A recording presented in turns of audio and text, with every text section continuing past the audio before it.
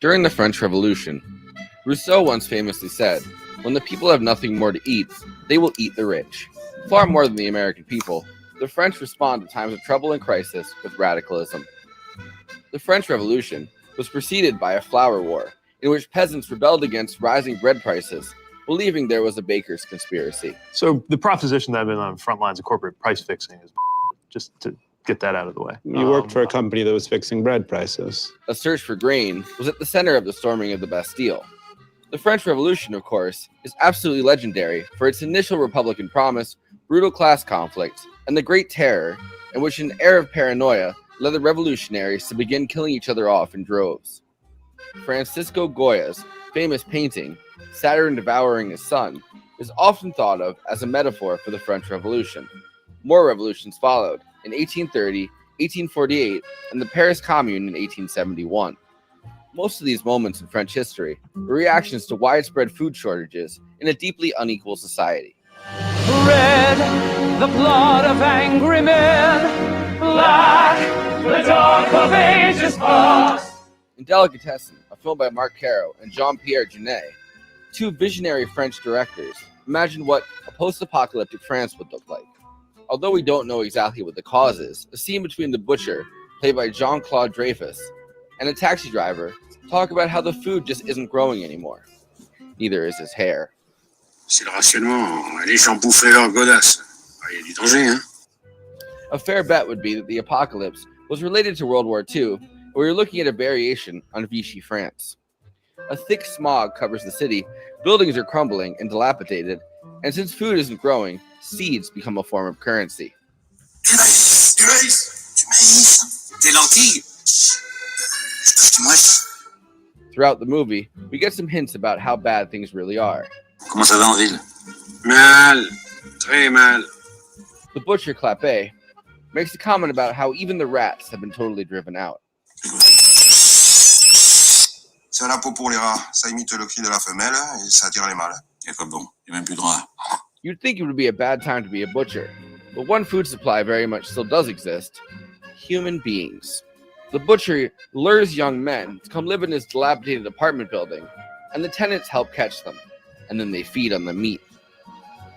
Marie-Laure Dognac plays Julie, the butcher's daughter, who is one of the few characters who seems not to have been totally destroyed by desperation. The other character, who seems almost oblivious to how bad things really are, is Louison, played by Dominique Pignon. Before whatever caused this, Louison was a famous clown, who had a chimpanzee partner. And this is where we see the influences and time period being satirized really show up. Delicatessen is a grotesque parody of French Golden Age cinema, especially the film Children of Paradise by Marcel Carnet.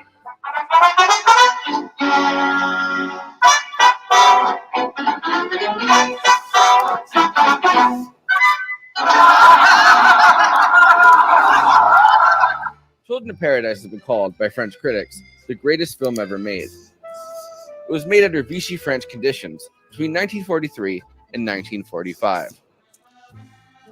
It is set in 1830s France after the July Revolution and tells the story of four men, one of which is a mime, and their love stories. Dominique Pignon's Louison is clearly inspired by that character.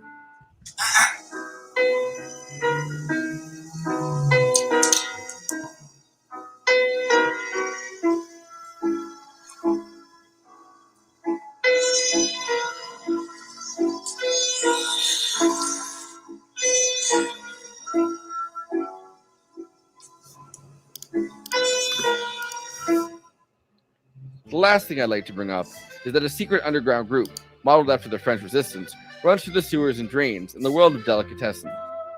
They try to rescue those who are going to be butchered. Both desperation and resistance are clear to the French story. And in this film, the absurdity that follows that story is central. À quoi? C'est pas ce qu'on avait dit? Place des Albumines, nom Louison. Tiens, c'est écrit là. Banque. Il y a aussi des cris sexe masculin. Chaussures de clown, qu'est-ce que tu dis de ça? Il faudrait contrôler, hein. Sexe masculin. Sexe masculin.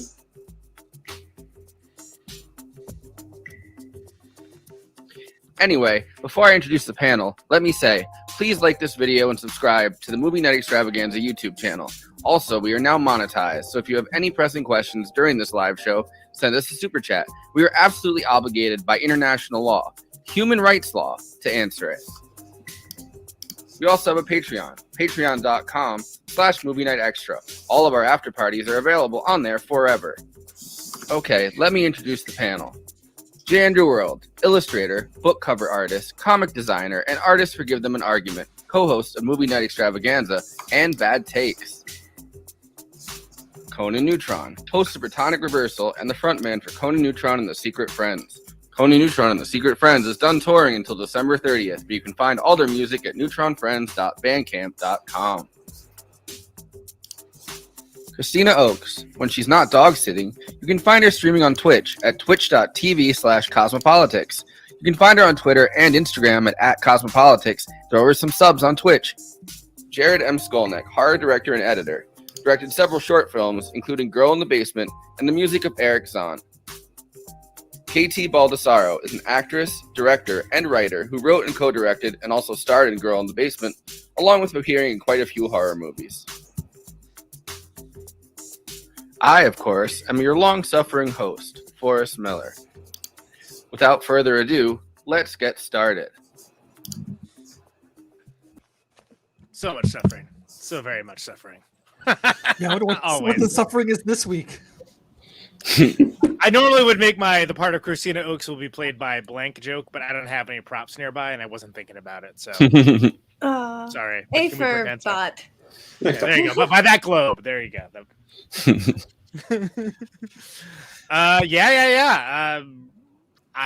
notable thing about that intro to me is that so they thought the French thought that film was the best one, huh? That was the best one. You guys ever seen that one? I have not. I saw part of it. It's like it's 3 hours long. It's like a long. Yeah, I didn't watch all of it, but until the end of the world, I'm not up for another long movie anytime soon. yeah.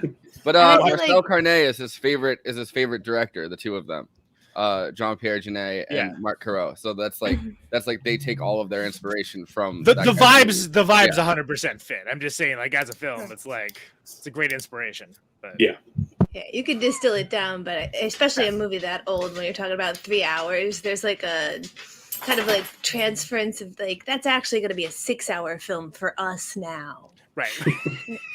Well, I think it's also the fact that it was made in Vichy, France. So they're literally making this movie under conditions where, Paris is occupied and everything. They should have that warning though. It should be like, how it says the weather report where it'll be like 55 feels like 43, right? 3 hours feels like 6 hours. Criterion needs to get on that. Yeah, exactly. We know that. Criterion Bernie, where are you? Like, why are you not pushing for this? I feel like even if you watch that movie at home, it still ends with, you now have to write a 5-page paper about it. No one's watching that for fun. Yeah, that's a very good point. It is funny that the last movie we did Until the End of the World is 4 hours 47 minutes, but I freely said, I was like, y'all don't have to watch it if you don't want to. And Christina didn't. Don't worry, she did not do the homework and I assigned. So I get it. Anyone see Satan Tango? No. That is a very very bleak Hungarian film by Bellatar. Yes. Which is 7 hours long. I was talking about that with Matthew Film Guy, friend of the show, and I was like, wow, that's a lot. That's a lot even for me. Yeah. Great movie, but once is good. Yeah. It's a bit like The Road. Yeah, pretty much. Okay. Yeah. What if that was 7 hours long and even less? Oh my God! Less encouraging. Well, that's like Road's like an hour and a half. Feels like 7. Yep. That's if we're doing like my bit for all these other movies. Criterion Birdie Weather Channel. Yeah, a little pop-up video. The American people are sick and tired of watching old movies and not knowing how long they feel like. It's gonna be like a wind chill, a Bernie film chill. Yeah, exactly. Yeah. 3 hours feels like 6 hours. All right, the American people are sick and tired of not knowing that going in. We're talking about time dilation here. It's not Interstellar. Come on. At the same time, I was, intending to watch this movie one night. And I was getting a little late. And I was like, yeah, maybe we'll just watch some TV instead. So instead of watching this 100-minute film, I watched a 30-minute show and then 2 one-hour episodes of a series. Perfect. Yeah. That's And that's the kind of thing I think of anytime like people will always like my show's got its audience, but people always be, oh, podcast. I can never sit still and listen to something that long. It's like, didn't you watch Tiger King? In one go? Come on. Yeah, but it's also like whatever, it's got its audience. I don't need that. But I think it's worth noting all this like long film discourse that we're doing. Not a long film. And City of Lost Children, I feel like is longer, but doesn't feel like a super long film either. But it's been a long time. I just watched City of Lost Children. I think it's like 10 minutes shorter, but you're right. It Is doesn't it really? feel long. It doesn't feel long. It's a tight movie. Even with 700 versions of Dominique Pignon in the film. Bring it back. That's what I'm saying. Look at the Batman. Did the Batman need to be 3 hours? Arguably, it only need to be an hour and a half, frankly. I do love a 90-minute film very great. much. Although City of Lost Children was technically written before Delicatessen, they just couldn't get it made on that, so they had to do this one first, which is interesting. Which is wild. Yeah. This is the one like, oh yeah, everyone's gonna love this one, so we'll get all the money. We're gonna start with this one. This is the cheaper of the two. I mean, that's why it's kind of cute that like, oh my god, the directors are in the film and this is their friends. I'm like, that's what they had. That's real life. Yeah. And City of Lost Children destroyed their like partnership too, because they just were pulling in opposite directions when they had like a multi-film partnership that really? like that they really were able to like carve out like an aesthetic and visual like cues separate from each other. And I guess they pulled so far apart during City of Lost Children that they weren't able to recover that. Yeah, that's what happened with it. Go ahead. No, I'm sorry. I was going to say that's a question I wanted to pose to Jared. Like, do you notice the difference between these two directors on this film and where they start to what do you think is Jeunet and what do you think is Caro? I'm Jeunet and what's Caro? That's a good question. I think like Jeunet has more of the he's the more of the romantic type. Yeah. Because like he branched off, he did Amélie, he did He also did Alien Resurrection. So yeah, I think that was one of the breaking factors too, because I know Caro didn't want to go to America for that. But it also feels like Caro was a big art department kind of guy, where he had a lot of like he was drawing all of the scenes from this particular film. Like he did a lot of storyboarding, and when you're working off of all of Geiger's work, did they really need Caro in that kind of situation? Exactly. Yeah. Yeah, Caro was more of the world builder, I think. Because this and City of Lost Children, they were like very distinct places. Stuff like Amélie or everything after, it's like it's not as like grounded in rules. It's just pure whimsy. It feels a lot more like Wes Anderson-y when it starts to get away from working with him. But like pre-Wes Anderson, like in a way that like Local Hero feels very Wes Anderson, but like happened like way before he was making films, like a French Terry Gilliam kind of. Right, exactly. Terry Gilliam vibes. Yeah. I think whenever they brought one of these movies to America, I can't remember City of Lost Children or Delicatessen, it actually said presented by Terry Gilliam. Really? And that's not surprising because I mean, in plenty of interviews, they've said Terry Gilliam is a huge influence on our work. I think even and like this might be a can of worms to open up so early, in the conflict between Jeunet and Del Toro for Shape of Water, he calls out that like, hey, I know that I have definitely been influenced deeply by Terry Gilliam, and a lot of the stuff that I've produced has his fingerprint in it, but I've always said that I've worked off of his stuff. And Del Toro wasn't willing to give him credit for what happened in Shape of Water. Yeah, that's true. And there's been a million YouTube videos dissecting that controversy and like looking at the two side by side and being like, yeah, this seems like it was inspired by this. But Guillermo del Toro is someone that like I've seen give a lot of other people props, so it's kind of crazy that he didn't give him props. It's so weird for him to stand in that point and be like, no, when it really feels like this is a pretty similar fucking scene. Also, the use of the kissing underwater. There's a lot of other things that are like very auteur to Jeunet that you see again in Shape of Water, and it's like, yeah, he's usually very open about his influences too. Like he'll like publish lists of everything that went into the blender that came out as this movie. so like why? So why did that happen? Did they like get in a fight or something? Yeah. Like, and I'm being serious when I say that. Like, Yeah, I mean, like it that's feels like a Occam's slight. razor, right? Like Yeah. they were trying to pick up a woman, and Jeunet walked away with her, and Del Toro didn't. He's just been bitter ever since. So, it could be as simple as that. But I think it's it's notable, like the acknowledgement of influence here, because with Delicatessen specifically, I remember when I saw this before City of Lost Children. I may have seen this when it came out. I don't really remember. If not, it was shortly after. But I definitely saw this before City of Lost Children. I definitely was in like high school, so that tracks it to like 1991 to 1995. But like I remember being like, oh, kind of Terry. This is cool. It's kind of like Terry Gilliam, but like French. Like that was the first thing I thought of, like big time. Yeah. So bright. Yeah. I saw them both after college and before Alien Resurrection. So, Alien Resurrection is not my favorite film. He also didn't write that either. That was no. I mean, there's a lot of studio interference with that movie. So, like, Yeah. There's a lot of shit that went sideways like- on that. Josh Alien- Whedon too. yes. Yeah. He's the one who wrote it, right? And like, Yeah, so It was- it's one. It looks like one scene that he accuses him of stealing, and he called him out for it when Shape of Water was up for the Oscar or whatever.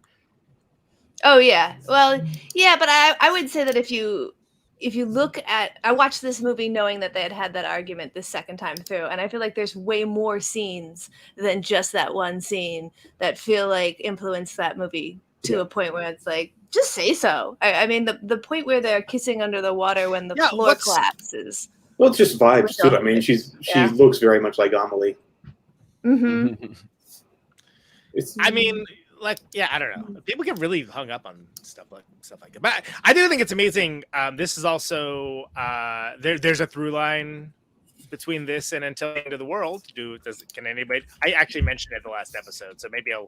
It's the Postman guy that was in both movies. Well, you gave it away, and I was gonna try to have fun with it. But yeah, Chick Ortega is the mailman in this, who plays the drummer in Until the End of the World, which is the movie we covered on Friday. Which is, yeah, I didn't actually realize that because he's kind of like that guy. Like he just looks like a lumpy dude, and you're like, all right, just like this dude. He was giving me such Tim Robinson vibes that I wanted that to be like, if we film this movie again, get his ass in there, because I would love his like attempt at a French absurd film. Like, that'd be so good. Who would be the American equivalent of Jeunet though? I guess Wes Anderson at this Guillermo point. del Toro. Let's get him in here. Just fully rip off the remake. Wes Anderson's too precious. There's something like I enjoy Wes Anderson, but he's too like upper middle class problems precious.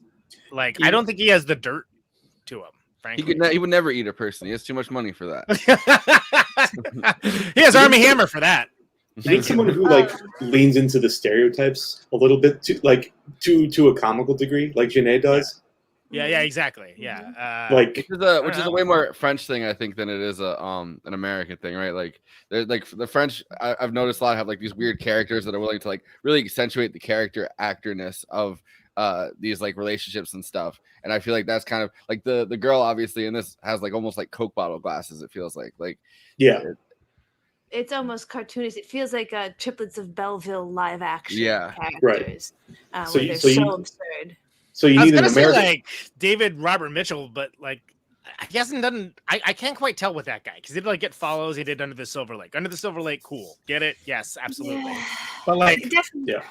harder to tell. I don't know. I don't know if he's got the sauce for it.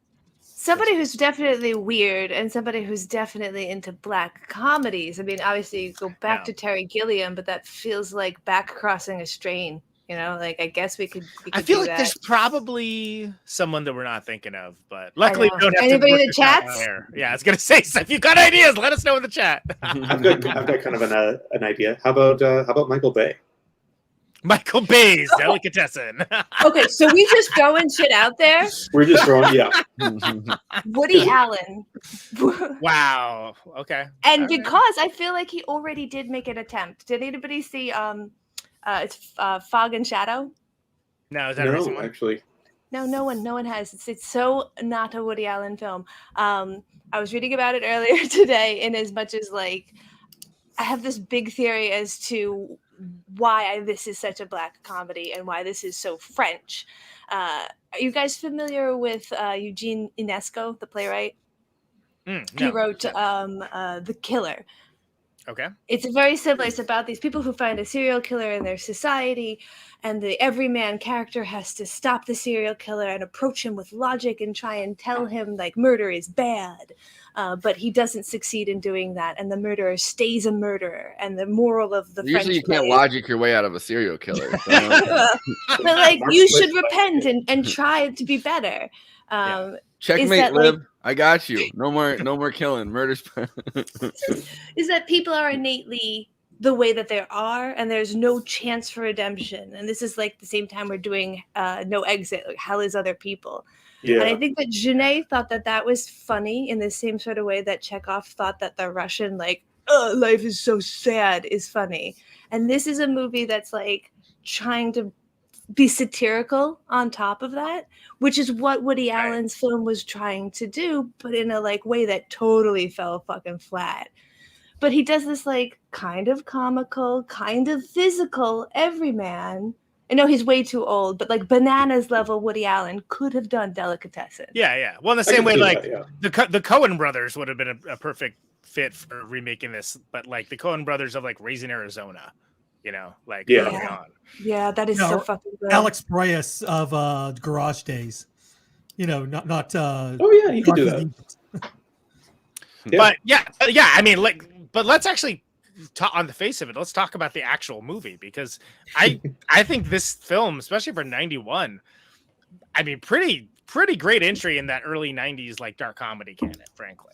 Like, because it is very funny, but it's very, very dark. Yeah, so I have a clip of they all got reunited, I guess, for this. Oh, they nice. got honored. Cool. So this is a comedians in cars getting coffee style Parisian film festival promo video. Getting cafe at the What's croissant. the deal? Exactly. A lot of mustaches.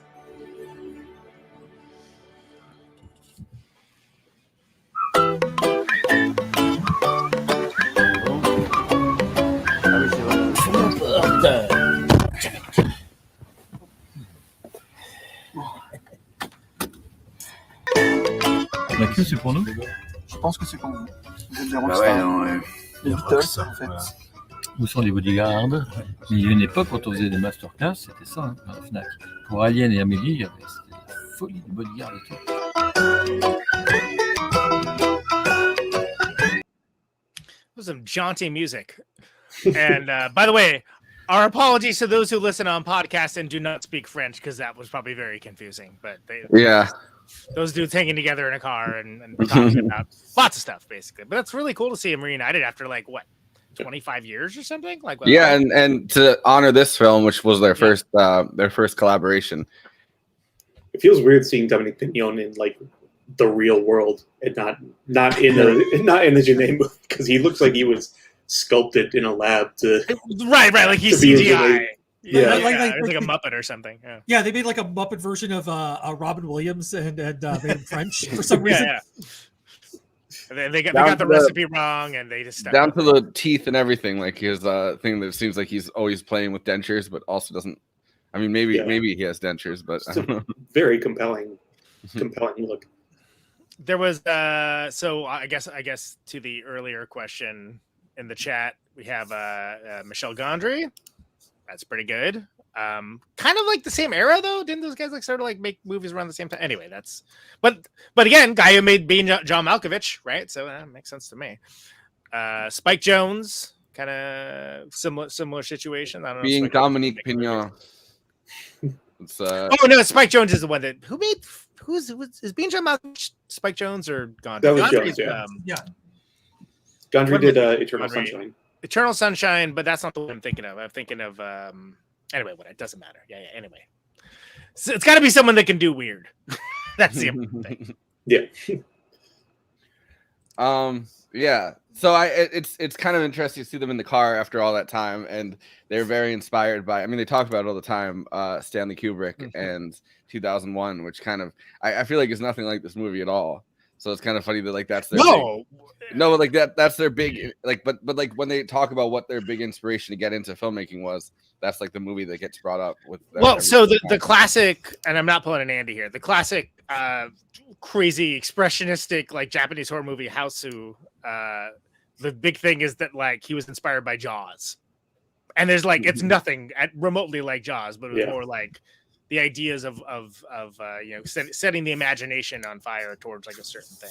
Which so it isn't to say that like it's like it doesn't have to be direct inspiration. The fact I want to make a movie just like that or anything along those lines. Well, I mean, they didn't have like money or the power to, or like they were really going on like a shoestring budget for this.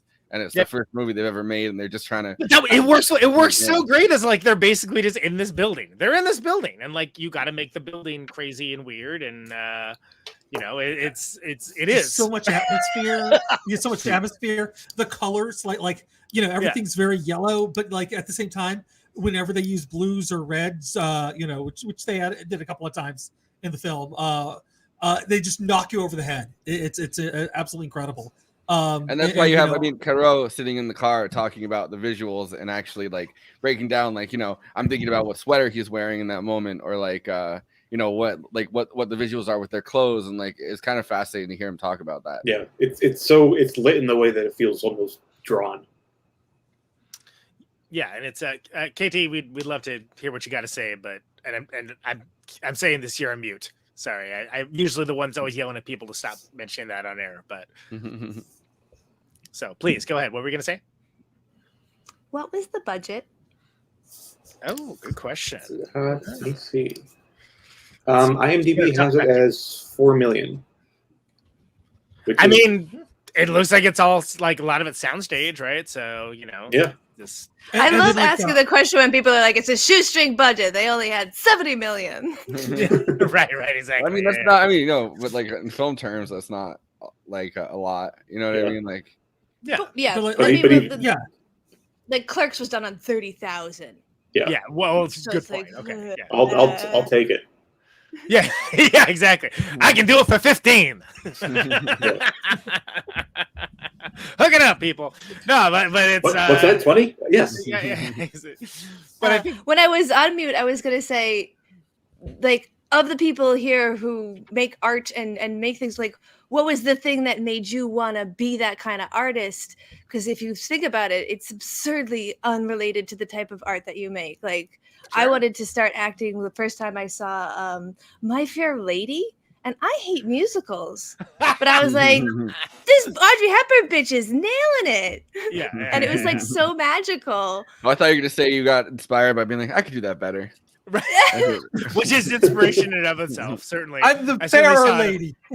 Yeah, exactly. There you go. That's the sequel, My Fairer Lady. Fairest lady. I still know what you did last, fair lady. We'll get a fair lady cage too. It'll be great. For me, I actually originally thought I wanted to do movies and even astronaut. You're left off astronaut. Well, as a kid. Sally Ride was your big influence. We all know this. But his inability to understand how helmets worked kept him from that line of career. It was flawless plan otherwise. But yeah, as a kid, all I wanted to be was an astronaut. But as when I finally started maturing as a young man, like I actually studied cinematography and direction and whatnot. I even had like a public access show in my crap hole of a town in Central Valley, California. But music kind of took over my life pretty quickly, and it was just, you know, I just took to it in a big way. But by the same token, when I would think of like musical influences, it wouldn't necessarily be bands. It would be like, oh, let's make it like unsettling but kind of like hopeful, like a David Lynch movie or something, you know, like, and I would use like other kinds of things to bring in. Which, by the way, R.I.P. to his composer that just did Angelo Badalamenti, man, the king. Like, what a composer! Like up there with Angelo, who made that really interesting music piece on the Saw for us. Absolutely. And by the way, Blue Velvet first collab with David Lynch for the Torch song that they put together, which we covered when we did Blue Velvet with Anna Kasparian. But did you know that was a late in life sort of like boon for him, a success? I think he was like 49 or something when that happened. He was already like had been doing it for a long time to like, we'll charitably say interested parties, but like not at like a larger level. And then like that loose-limbed affiliation with Lynch, obviously that went into Twin Peaks, which was like whole another level. And, you know, they even started a band together called Thought Gang, which is actually pretty good. Like they, you know, as a decades long partnership, but like he was already like in his late 40s and had been kind of like doing it on this much smaller level for the longest time before that. So, and what year did Twin Peaks hit American Airways in 91? I think it was 91. I think it was the same year this movie came out. So it's the same year that this movie came out. Yeah. So I was thinking about like, this was probably the weirdest movie I had ever seen in my life when I saw this movie for the first time. Same, because it was before I saw like Brazil and stuff. So like I was like probably the weirdest movie I'd ever seen before that was Time Bandits, which, you know, is properly weird, but like, you know, but the number one box office film for 91 is Home Alone. So I'm like watching Home Alone, and then I'm watching this, and it like blew my little brain apart. I bet the characters wish they were home alone. They wouldn't all be eating each other. Imagine if Jeunet did Home Alone. Or musical Rube Goldberg traps. Or who did? Was it Zemeckis who did Home Alone? Is that Columbus? Columbus, is that a Columbus Day film? Chris Columbus's Delicatessen would have been the joke. Thank you. But yeah, so this is Jeunet talking about how he got started and his ideas. Nice. Which him and Caro, I guess, were like partners doing like ads and stuff like that, like even before they were doing cinema. Oh, just like Gondry. Actually, just like Spike Jones. I think both of them actually. Didn't they both do ads? Whatever. We'll get a top fact checkers on that. You know, and it was a philosophy of all my life. I started with animation because it was easier with puppets like Tim Burton, but and little by little I made some short film with my partner Mark Caro, live action short films, and little by little the short film were seen by people from the video music. It was the beginning of the video music. They hired me to make a video music, and little by little commercials, and I met a producer. During this time we were writing feature with Mark Caro. And when you first met Mark Caro in 1974, I think, did you share an aesthetic? Did you like the same films? Of course, yeah. It was in an animation film festival in Nancy. And immediately we wanted to, one day we will do something together, you know. So what were the kinds of films that you really admired then? In fact, it was Stanley Kubrick, American movies especially. Now I am a big fan about French movies, but from the 40s. My favorite director is Marcel Carné with Jacques Prévert, the author, the poet. And I am not a big fan about French cinema, except this cinema. Shots and fired! I prefer Italian and American cinema. So you made short films that won awards. How long did it take for Delicatessen to get going? It was during the 80s. We were waiting 10 years. But during this time, I made commercials and video music. Not a lot, but it was enough to survive. And did you have to wait so long because the subject was dark, nobody would understand? It was too weird, too special. And in France, we have a culture of intimate situation, intimate stories with couple fighting in a kitchen, you know what I mean? And I think we opened the door at this time because luckily, Delicatessen was sold everywhere in the world in 1 week in Cannes Film Festival. Well, I think it's a good moment to see a little bit from Delicatessen now, Oh, from yes. 1991. And it is, as you say, a weird mixture, post-apocalyptic, of horror and comedy. So there's a butcher's shop, and it's above in the butcher's shop and also below the butcher's shop. Yeah, so it's only- And the butcher's speciality, of course, is because meat is scarce after the apocalypse, he chops up and minces the lodgers.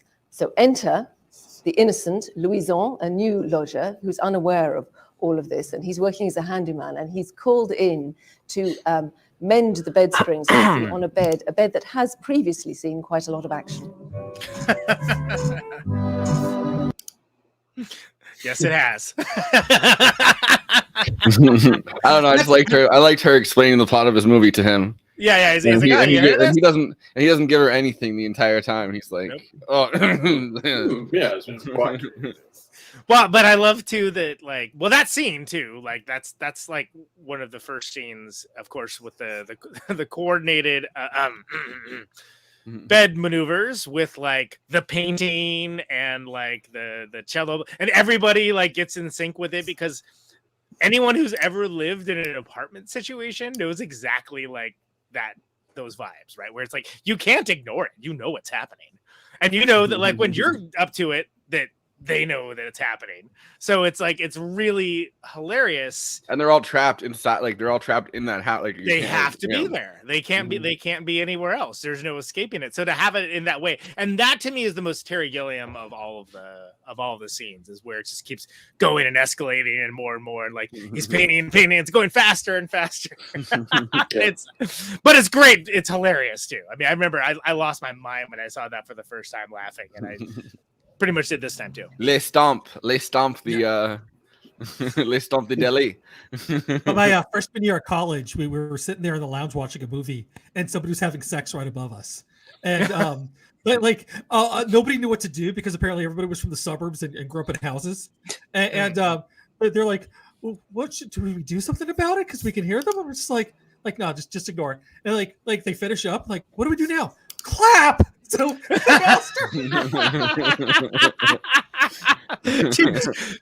they're like, what? I don't know. Get out like your those cards they do, like when they like at the gymnastics where they put up the number. Like, I don't know. So happy you came.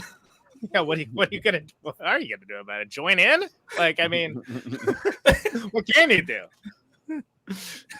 Thank you. Clap. That's good.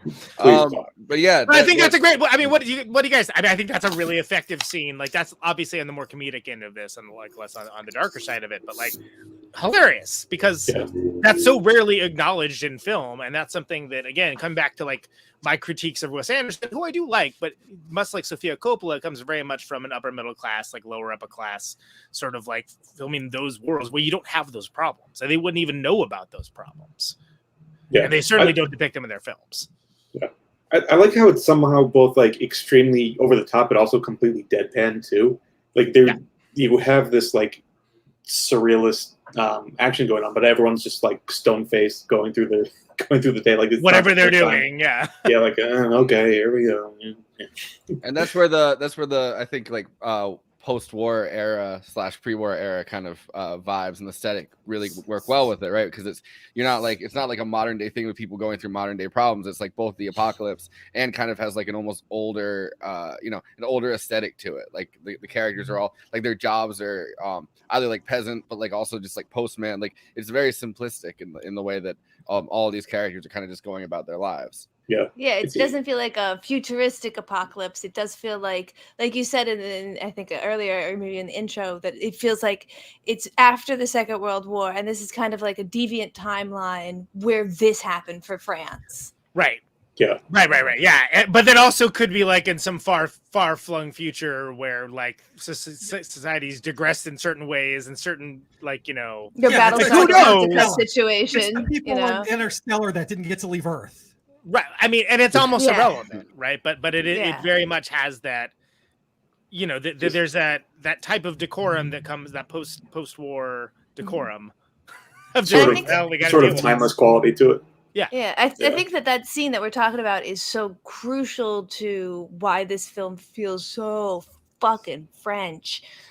Is like it's clowning, it's rubber-faced men, it's like the heart of what you think of when you think of French physical comedy, and so it kind of connects you back with that. It's like Yeah, Jerry I mean, Lewis. well, in a stupid ass way, yeah, it is. I mean, To the stuff that made people in France love Jerry Lewis, really. To be Yes. Yeah. Yeah. And Jeunet winds up getting I can't remember the exact term for their French, like an honor from the country of France for helping educate the world on French culture as a whole. That's how French he is. Well, I mean, there's even the guy that's in the in the cellar that you never really got a full story about, but he's got the only place that snails and frogs left is his dark, dingy cellar. Yeah, Howard Vernon. Yeah. That's played by the famous Swiss actor. They just basically put that in because he's such a famous horror actor. He played Dr. Olaf, and it's fun to have him in there. Yeah. But that's a great little they just keep cutting to him like his antics and like what he's up to, and then like you're sort of like for the longest time like, is there going to be any payoff to this? And there is, but like it's interesting how quickly that one person found out, like, we'll just flood the apartment. Like, this is a very straightforward don't eat people solution. Yeah. And they're like, yeah, but we eating people in the other parts. Yeah, but to a certain degree, like, Butcher Dude, like, digs it. Like, he digs the power play. He digs being the most important guy in the food chain, so to speak. Yeah. And so there's that whole kind of like the film keeps asking, is everyone a victim of their circumstance? And I think the Howard Vernon character stands to point that, like, we could just do this right here. Yeah, exactly. I mean, and arguably, certainly the ethical quandary would be out of the way, and arguably be more sustainable. But let's keep putting out Craigslist ads. That's fine, or whatever the post-apocalyptic Craigslist is. I don't know. I mean, but it's also taking your own career and turning it into like a post-apocalyptic situation for yourself. Like, presumably he's both a landlord and a delicatessen owner, so he's already a slimy fucking guy. Well, because he knows if he evicts someone, like, it's over. Like, he'll be like, killed by packs of rovers or like whatever they are terrified of, and like irradiated. Who the heck knows? Like, so, but he also leans into it and like, okay, but also let's make them food dependent as well. I don't know what that was. And I think that all the other characters kind of like give away their agency if you stop and you look at them. Like, obviously Aurora, like, just fucking kill yourself. Why does there have to be a Rube Goldberg machine? Just eat the gunner. She's so diligent and trying to kill herself, and it's like, why are you making it this complicated? Like, I mean, and I get it because that's played for laughs, right? Which is hilarious to have an aspiring. You gotta be creative with it. Yeah. But even she doesn't want to be the one to pull she doesn't want to be the one to pull the trigger. She wants to kind of leave it up to fate, which I mean is that kind of Catholic feeling. I think that like if you kill yourself, you're not gonna necessarily go to heaven. But like if you leave a bunch of stuff there and someone just happens to pull a thing and then pulls the trigger and shoots you in the head, like that's not really killing yourself. That's if I swing my arms and walk at you like this and you happen to be in the way, it's like that level of logic. Also, how great is it when like it's like, oh, it's that dude. It's that dude whispering in the pipes. And she thought it was like... Yeah, trying to get her to kill her husband. And she takes trying to kill her husband into like, I should try to kill myself instead. So fucked up. And even the butcher's daughter, like, just leave. If you're so upset with her, but like, everybody wants to put that responsibility off to fate. There is a lot of kind of... existential drift that way. It's a sort of like having this sort of like what will be kind of mindset, except for, of course, the butcher, who's very much like, no, I'm the boss. You will do things my way. This is the way it is. I will decide everything. I own the building. Yeah, I mean, and it's very interesting to see. Like, the only other character that really isn't like his subject is really the mailman, who's just flat out trying to take ownership property style of his daughter the entire time, but for some reason they have a mutual respect of some kind because he has something that the butcher still needs, which is the mail delivery.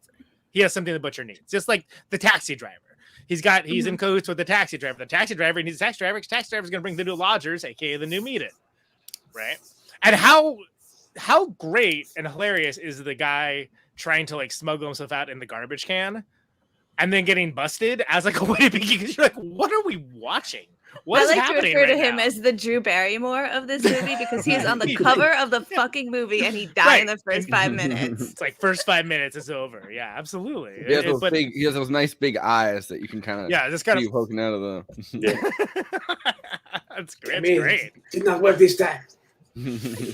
But he's suspended from French, French film royalty too, which is nice. But Yeah, other that's than also true. other than his daughter, who obviously has a familial connection to, and maybe in some screwed up way loves, like the only people he like gives like an iota of respect to are this people that like are serving his purpose. It's like a sheer, shockingly sociopathic take on things, where it's like literally no, that he needs the mailman, he needs the taxi driver. So okay, like he'll still bully them, but only a little. Yeah, it's very transactional.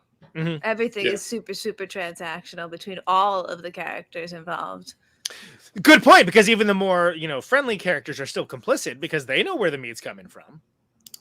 Everyone knows. And the threat is that if you get in the way of him getting the meat, you have to give up like members of your family or whatever. Like there needs to be meat coming from somewhere. Like the whole thing with the grandma or whatever that he's trying to utilize as a way to get the guy to come down or whatever. The guy with his leg, he cuts off the leg as he runs down the stairs, and he's like, "Well, he was really nice about it." Like, So my question for all y'all: the package that he gives him as the apology for what happened. Is that his own leg? Oh yeah, has to be. Yeah, definitely. yeah, I would be disappointed. Did we girl in the basement a little in this movie? Oh, hey. So in a way, this is a perfect movie to call us back on. Yeah, apparently. Yeah, I didn't even think about that. That's wow. Got a little cannibalism here and there. But... The longest game. Nice. I like it. Well, it's definitely his own leg, and it's definitely he gives it to him for free as like I'm sorry, I didn't mean to get your leg kind of thing. And he's but like, well, I trust it up for you, Yeah. Yeah. Yeah, but it'll be delicious now. Yeah, it's a nicely cut piece of meat. What are you gonna do? Not take the meat? When else are you gonna get? It's already cut off. You're not gonna be able to put it back on. Waste not, want not. Who here would eat their own leg in this situation? Can you really know what you're gonna do in this situation? I feel like Yeah. Yeah. When in Rome, I guess. Did I ever tell you guys they made a group of anthropology students made a type of tofu textured to flavor and feel like human flesh based on talking to tribes that eat human flesh. And it was called hufu. And it was available for sale for a period of time in like the 2000s. Interesting. So HUFU? Mm-hmm. Hufu. They say humans taste like pork a little bit. Long pig. So imagine getting interested in hufu, trying it, liking it. The product then becomes discontinued for a lack of a market. Now what do you do? I just really like I like the vegan equivalent, but they don't make it anymore. I've got a taste for it now. And now you've got a horror movie starring a vegan who has to start eating people. Which is kind of the opposite of, like, I think this is a very vegetarian movie. You go into this and it's like the whole point of it is kind of to raise questions about the efficacy of eating meat. So that's kind of the opposite of, well, that's also, an efficacy question, but it's like, the vegan side of it. Yeah, vegans would definitely enjoy this. Well, but but again, like the conceit of it is unique in the fact that there are movies about cannibalism, there are movies about post-apocalyptic scenarios, there's movies about the outsider being brought in that managed to cause a change in the environment, but I can't think of any of them in this way where it puts all that together. This is a very unique movie, even among post-apocalyptic films. Yeah, I was going to ask where you guys feel like this fits in the genre of apocalypse films. It seems very odd of apocalypse films. It seems what? It seems odd, you said? Oh. What did you say? What did you say? It's forced? Oh, I thought you were asking Jared. No, it's like kind of the Sweeney Todd. It's like Sweeney. It's a Sweeney. Got it. It's like a post-apocalyptic Sweeney Todd. Mm-hmm. It seems very unconcerned with the circumstances that brought this post-apocalyptic environment to life. It's almost like completely. It's irrelevant. Yeah, it's like It's like a fantasy world, like Once Upon a It's Time, academic. but Yeah. Once Upon the Future or something like that. It might as well be a golden suitcase, like that glows. Like it doesn't matter. It's moving the plot. Yeah, like we're gonna And there introduce is, this in crazy fact, world and there is take in it or leave fact it. a golden suitcase in this, and this cues up a clip that I Oh, there have. you go. There you go. So, I was just real quick. The only thing I was going to say Yeah. is the only other post-apocalyptic movie I can think of that really talks about nutrition and eating and stuff is probably Soylent Green, frankly. But Oh fuck yeah. Yeah. but anyway, just need to get in a Soylent Green reference. Go ahead. Got to get it in when I can.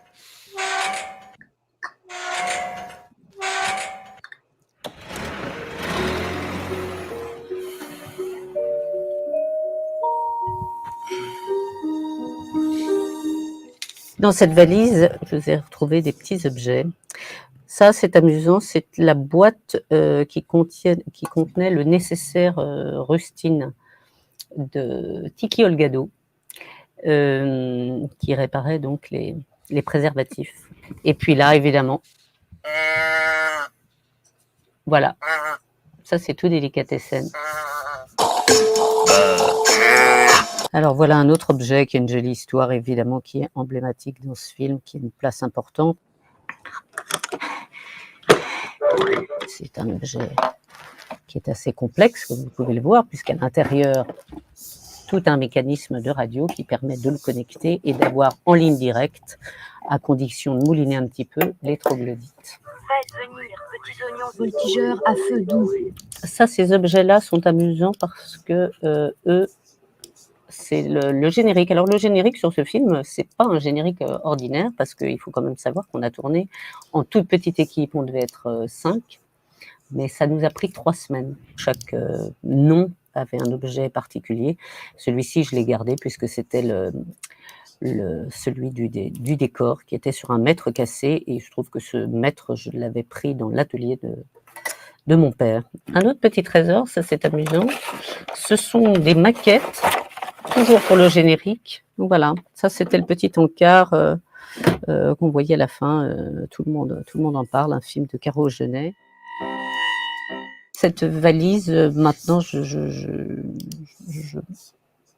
prends plaisir à la mettre dans chaque film de Jean-Pierre Jeunet. À chaque fois, elle fait un petit passage quelque part.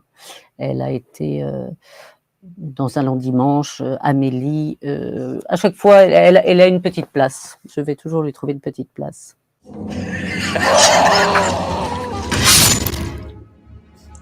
Nice. That's awesome. I love that kind of thing, and that almost prefaces the Amélie thing with the gnome, right? Where it's like shows up in different places. So I like the real life thing that shows up in the movies. Also, just for the audio listeners, love how the condom, like the patch repair kit he uses for the condom that they have, and it's been patched twice, and there's 2 kids. I only caught that like in the second watching of that film recently. Yeah. So the first time I was a kid, I just didn't watch it. Yeah, again. you like right. It's not the freak you're gonna focus on, but yeah. like why is he fixing that weird balloon? And the kids are almost like house cats. Like they're just allowed to kind of run around. No one's really watching them. They're like, are they indoor kids or the outdoor kids? I don't know. Exactly. Well, that makes me think about like, well, they're the only 2 kids that we see, but the other people are employed making those turnaround moo toys. So it's the complete apocalyptic future to the point where we're eating people, but we still have a market for moo toys. No, they're just trying to smell the glue because the glue smells like fish. Oh, okay. Well, one could argue, and one might argue, like myself, that right now that perhaps there is a upper class of post-apocalyptic person that they are making these moo toys for. Your District 1. Yeah. Exactly. Well, and they kind of hint that there's some kind of bureaucratic apparatus when he's talking to the taxi driver, and he's like, "Oh yeah, well, like the working class people are getting restless, and they're going to eat their own shoes." But like the kind of implication of that is that there is some kind of both government apparatus and upper class that's somewhere out there. Because of course there will, because people will always find ways to exploit other people to make themselves get better. And I think in post-apocalypse movies, we normally see it being from a more violent standpoint, like physical violence, like we're used to seeing that. But I like that, again, as mentioned before, academic doesn't matter. Just like the source of like what happened doesn't matter at all. It's just like it doesn't matter at all these people's daily lives. Well, you were mentioning Soylent Green as a parallel film, which is very apt. Like, do we ever get the why of how we wind up in Soylent Green? I haven't actually seen Soylent Green. I saw it once so long ago, I do not remember. I think it's just like, hey, we're running out of food, people. There's too many people. Too many people, not enough food. Like blah blah blah. Yeah, it was that whole. Forrest and I talked about this a long time ago, but it was the whole idea of like Spaceship Earth of the 70s, where like there's only so much resources. Still true, by the way, but yeah, they were focused on it in the 70s. Yeah, but we actually, but still 100% true. That has not changed. In fact, it's gotten worse. But what we don't know is like what the limit actually is. What the tipping point is, and it's not what people were saying back in the 70s. Well, the whole idea, like Malthusian, like resource overdevelopment has kind of, as we've been able to grow more things and actually figure out how to do more things, the number of like where the Earth kind of reaches population collapse goes up, but at the same time, like, there's never like a solid number, I don't think. The population collapse number goes up, but the quality of living goes down.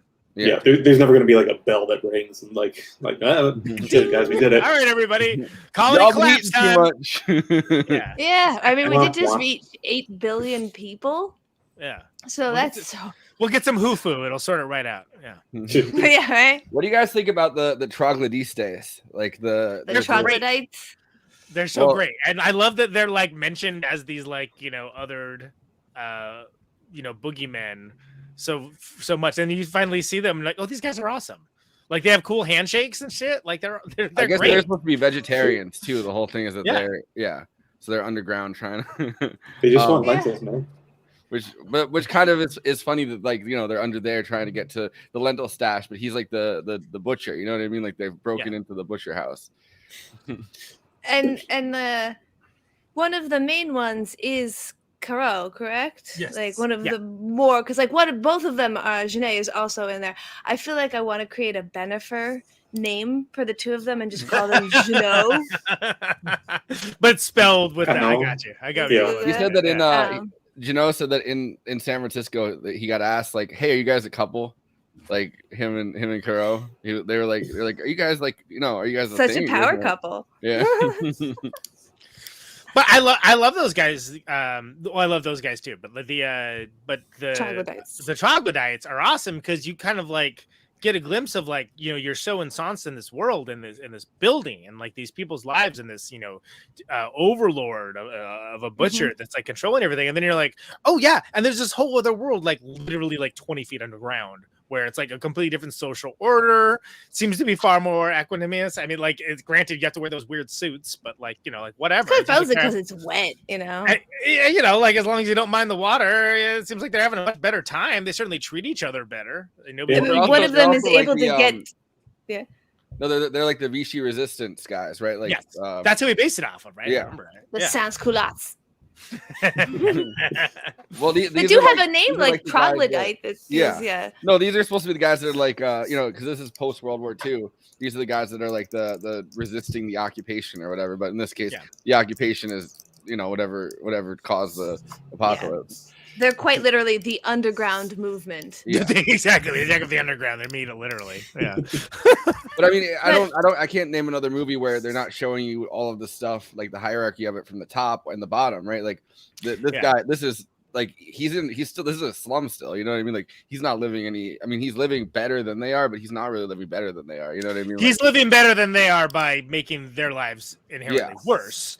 Which is key, but it not exactly still living high on the hog, if you will, himself. I mean, he's a slumlord, and if you're a slumlord that lives in the tenant building, you know what I mean? Like he's a petty despot. Yeah, is the perfect term. And the money is mostly corn and seed, correct? Like we see a lot of corn, popcorn. He was paying for the cat with lentils. If nothing can grow, we know that because they say like nothing. My hair won't grow. Nothing will grow. Or hasn't grown yet. I don't know. It's like, 'cause what's the that was value unclear to of me. seeds? Like, why that? I think it's just Maybe grain. they will. I don't know. Or, I think yeah, I it's, guess it's the grain thing, and that's why like when they the when they cookies. stormed- The cookies have high value because of that. That's right. yeah. But when they stormed the Bastille and stuff, like, you know what I mean, it was to get the grain from inside of it, and I mean, Mhm. you know, part of that was growing it, but it's kind of just, I think there's eating it too, like at least the Yeah, it's father weird to did. have money that you could eat. That feels Yeah. like, ooh. It's I like don't wanna Scrooge smoke your own McDuck in his gas. money bin, but it's just a regular bin. Yeah. You can He eat like he like One of insults the them. it's He many like insults pieces them of and a says like, solid. yeah. Sorry, Well, Scrooge McDuck. the butcher insults them, and he's like, those are the guys that eat the money or something. And it's like, Yeah. well, yeah. Why wouldn't they? They're like mice. Food, right? Yeah, I mean, like, yeah, exactly. But that shows like his take on it, right? Which is his social order, the social order of which he is the top of the food chain, the top of the pecking order, is the only one that matters and the only one that's allowed to exist. Literally can't envision a world without him at the top of it, and will not. To the point that he only tolerates the mailman, he only tolerates the taxi driver, like, because they serve his end. Again, going back to the sociopathy of that character. Yeah, yeah. Which the only part of humanity to him at all is that, like, he has at least an affinity, if not actual, like, you know, father-daughter love for his daughter. Like, yes, you know, that's literally other than that, he's just a monster. Well, and like he has obviously the animal needs of you know. Speaking of animals, the and the transactional exchange from a woman way out of his league as well. But like, he's again top. He's the boss of it all here, right? So Yeah. I enjoyed her character arc. That whole what happened with the other woman who wasn't his daughter. Thought that was really fun. Yeah, and he's no clown gets that much pussy. Like he's you know, the women are falling for him and stuff. Like, he's a clown. You know what I mean? But it's a famous one though, and it's France. You know, ladies love a guy that can make them laugh. Actually, that's part of one of the another things that when I first saw this movie that truly rocked me. I mean, it was very weird, but it was like the first movie I ever saw where the protagonist was meant to be attractive. Ladies found him attractive, but he was not like Matt Damon. Right, he did that's not like an a guy. attractive person. Yeah, exactly. Yeah. I found that endearing. I feel like that has become a lost art as now, like, character actors are also, like, you know, people that are in leading roles as well, that like that's getting lost. It's like now it's only pretty people, and it's pretty people that can act, and that's fine. But like, it's also nice to have someone that just kind of looks like they got hit with a hammer or something, and like, oh wow, Well, I mean, that's why The Sopranos. Peter Lorre or something, right? I mean, Give me a Margot Martindale rom-com. Yeah, fucking A. They need love too, you know. That's why The Sopranos blew up as big as it did at the time, right? It was like an overweight kind of, you know, really Italian-looking guy that you know, was able to get pull women and not just Tony Soprano, but the whole cast, like, is a bunch of dumpy-looking dudes for the most part, you know. And Although they all have Gumat. I will argue that America loves watching a television show where the male is a dumpy looking guy and the lady is damn hot. I mean, you're Kevin James. You're like over and over again. Yeah. Like, we're here for that. Yeah, that's absurd. But like, I mean, it's So we need like another Walter Matthau or Gene Hackman or something. Yeah, but Dominique Pignon is not like actively overweight or unactive. He's just not. It's just a different like looking leading man. He's he's not traditional leading. He's very French looking. Very French. He looks like I a have a clown. couple clips of him talking about preparing for this and stuff. And Yeah, it's like when you find out that he's a clown, you're like, of course that dude's a clown. Why did I not? Of course he is. That makes there's only a sense. couple. There's only, you know, the two jobs you can really have in France: butcher and clown. Choose your fighter. Some people are both. Delicatessen then was an extraordinary film because there you're athletic. It's almost like in some of the Jeunet films, it's almost like you're a bit of a circus performer because you have to use your whole body in a particular way. Yes, I was young and I was easier first. No, I did some things I had to learn, like the seesaw, and but. Well, it was before. It was a very nice part. It was like a Prince Charmant. Huh? I would never think I would be given such part in the film, and well, this one, we had the feeling on the set that we were doing something that would be something.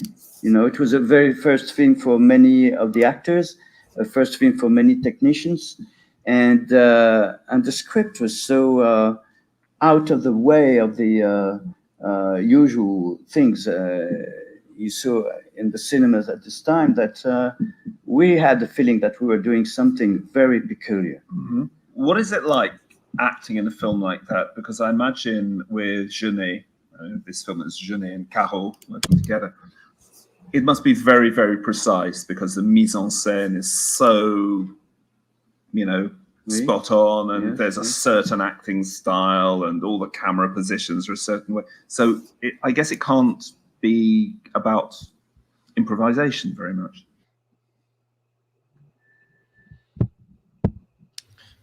There's a second part to that I grabbed, but you know, I was gonna say definitely not in terms with answering that question, unless you want me to answer for him, which I will.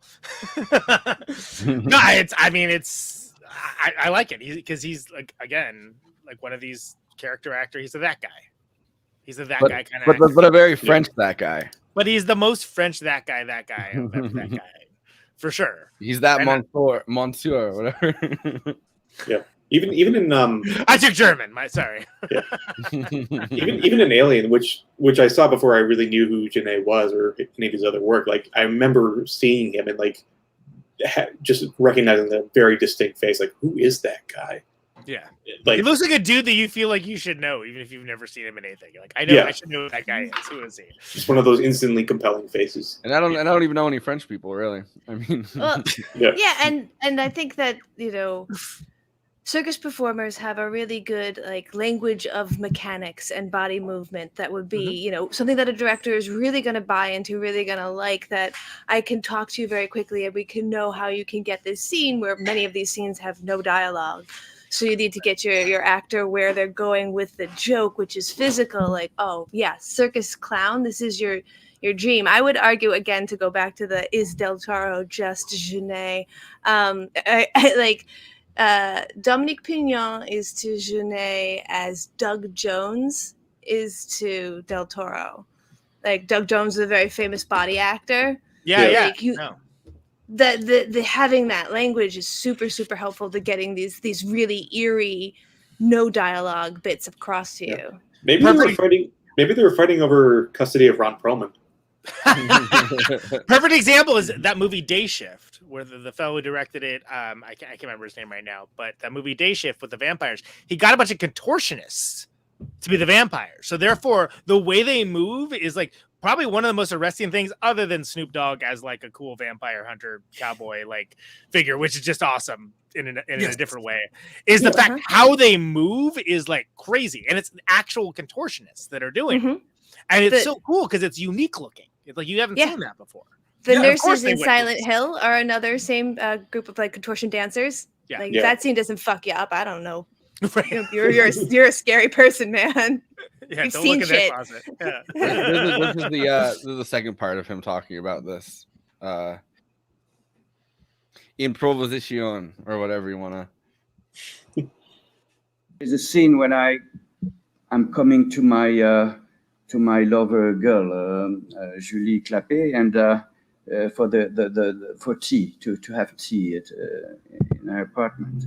We rehearsed a lot of time the scene. I was supposed to sit here, and she was supposed to sit here, and I was supposed to pour her tea on a glass this way and that way.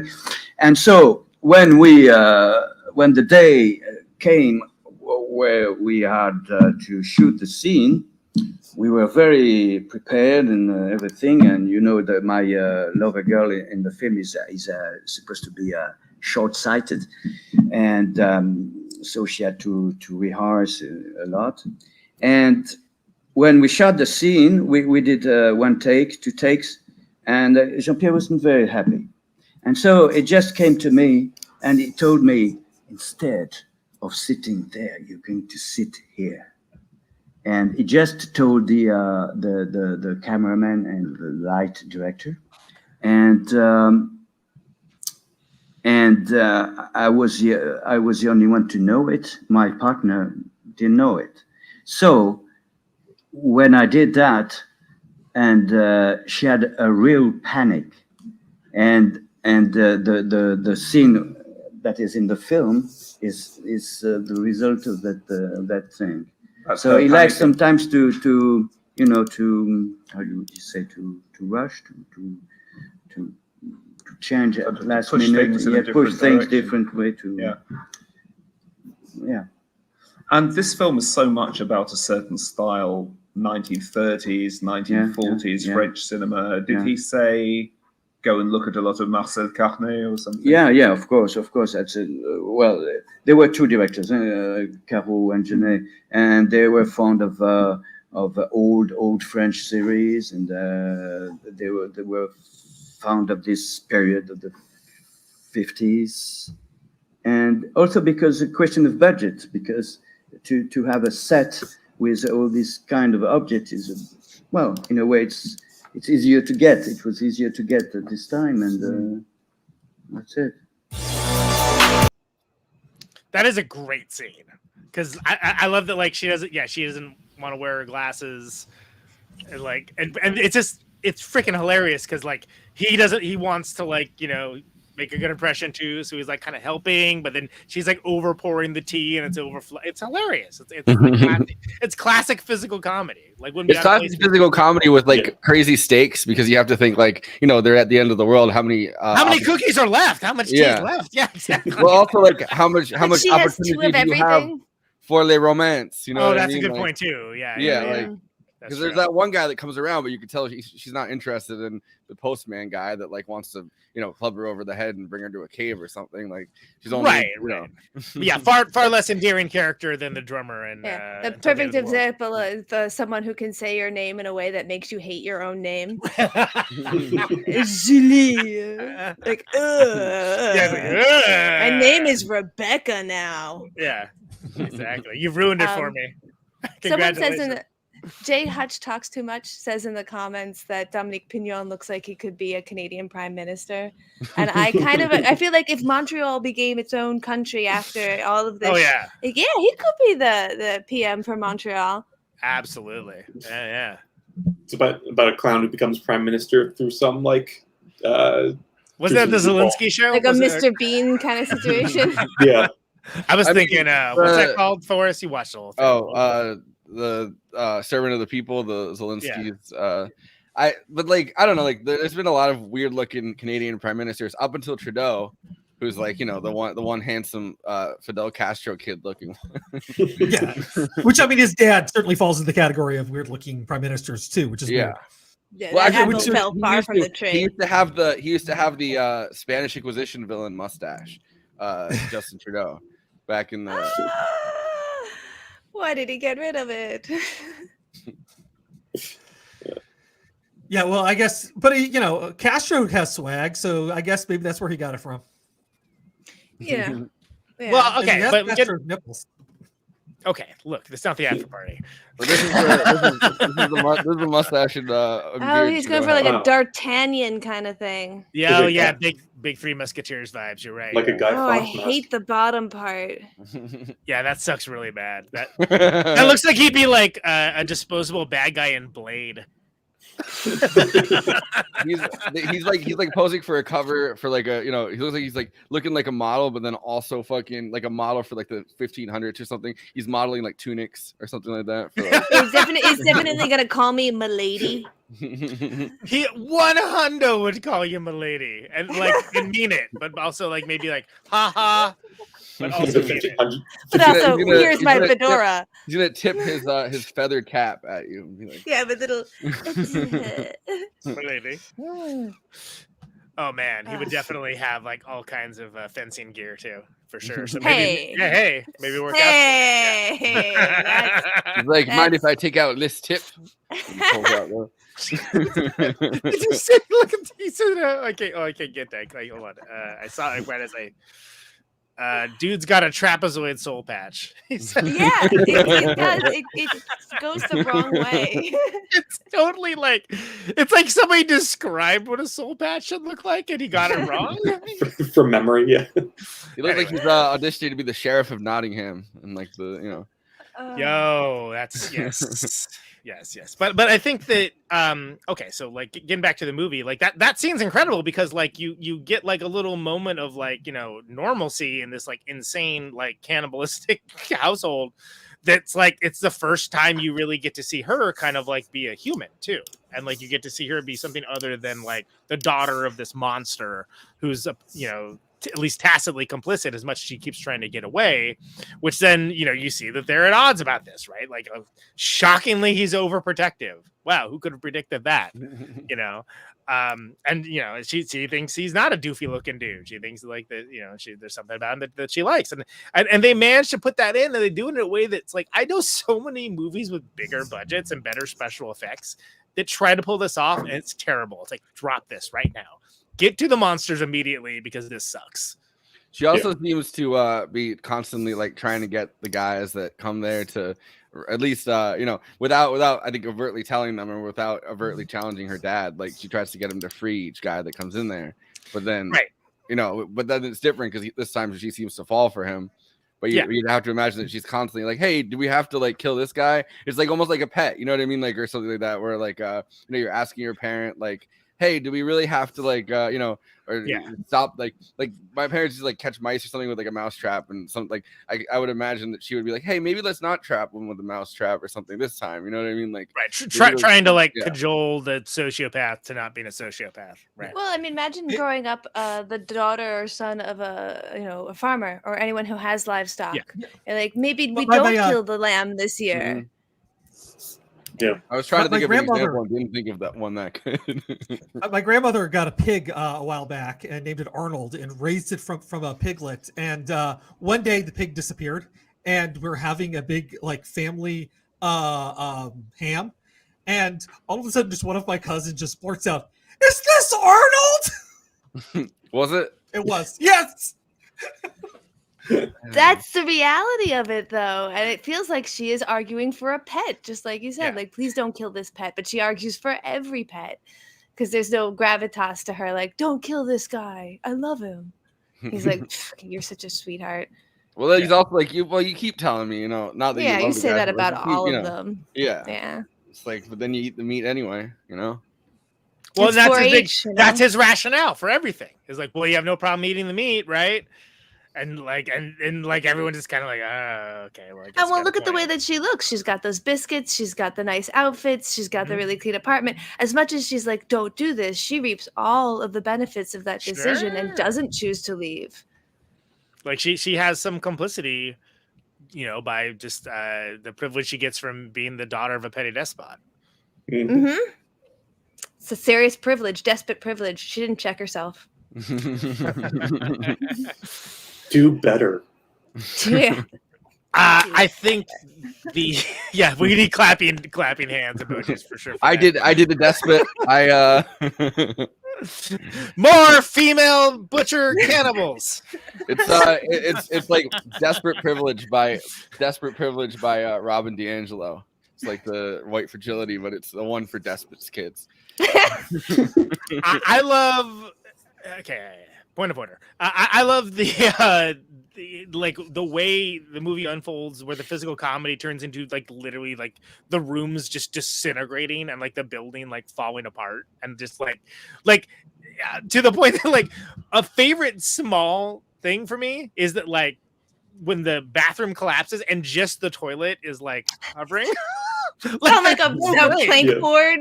Yeah, it's just like on one plank, and it's just like a toilet, like hanging on like on a plank. Yeah, that's how those are made. It would be funnier if it was the if there was someone sitting on that toilet though. Well, yeah, that would be the cheap gag, right? But like I think that this movie didn't do cheap gags. So this it did movie, not. Yeah, very expensive ones apparently, $4 million budget.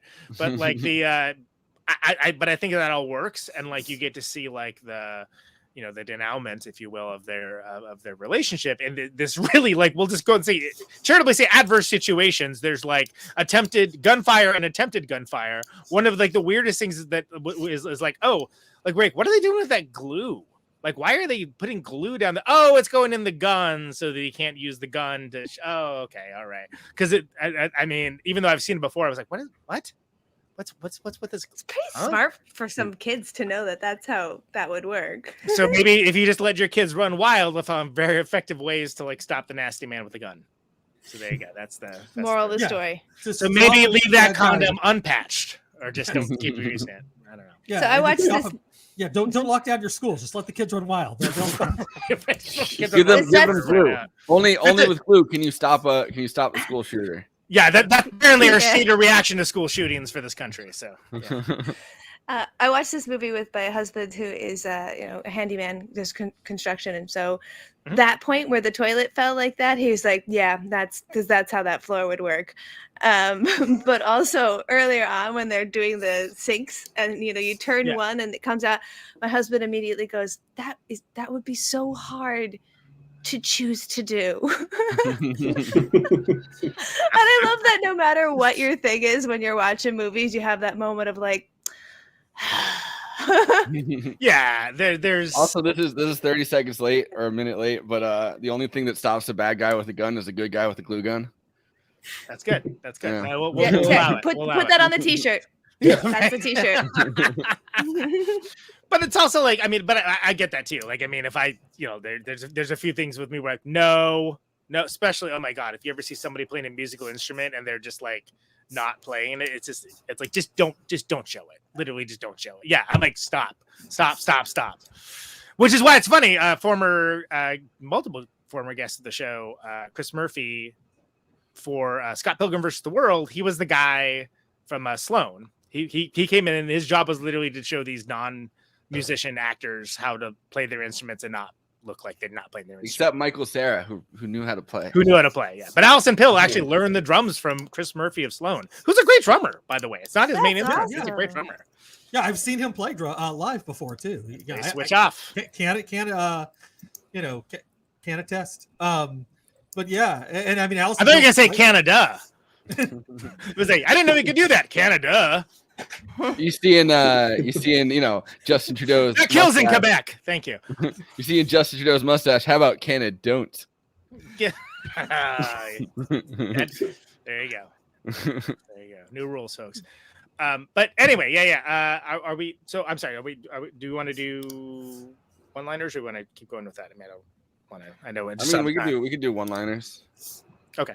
I mean, did you get KT, Jared? Do you guys have anything else with that? With all the shtick we're running, do you have anything like the crashing day now? Like the I mean, that's some great set dressing too. By the way, it's hard to make like a building falling apart look like it's falling apart the correct way, and not like the lamest way possible when it's a set. Oh yeah. I was going to say about musicians trying to play instruments, you do wind up getting the inverse of that because of just editing.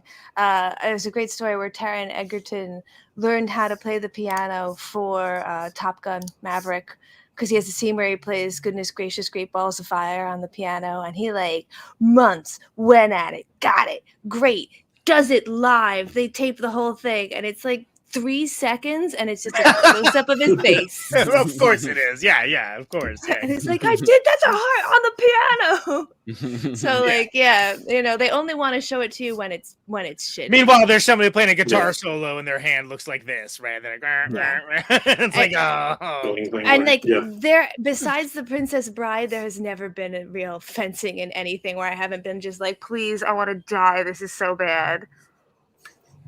That's interesting. They corner the market on fencing movies. Well, they're the only ones who try. Everyone else is like, that's not how you hold that. That's not even the right weapon. You're not even wearing the right outfit. I think Highlander the series got it right, but it's not a movie, so it doesn't count. Highlander the movie got it so right. Indeed. So yeah, Letterboxd is a place for film lovers to talk at with and to each other about the films they love, the films that they didn't love, the films that they perhaps had problems with fencing about. Who knows? And of course, it's an open source democracy. Everyone gets out there saying, not just the Siskel's and Eberts of the world. Everybody gets to chime in. Bottom up democracy. And this is best expressed succinctly, not in this, 4 hours seems like 12 hours kind of vibes that movies are going for these days. In the classic one-liner format, we're going to chat 5. These are the Letterboxd one-liners for Delicatessen. Roll them. What if the world had ended and you just had the worst landlord? Hard to think of a worse one, frankly. It makes me wonder, how many of them lived in this before, in his building before this happened. And but they have like rent control or something. So, I can't move. The rent's so cheap. I just keep giving him a thing full of lentils, and he doesn't. He never stops. Sure, he's a cannibal and a murderer, but have you seen the rent? Anyway, it's like $2,700 a month in Bushwick. I can't fucking move. Army Hammer would love this movie. True.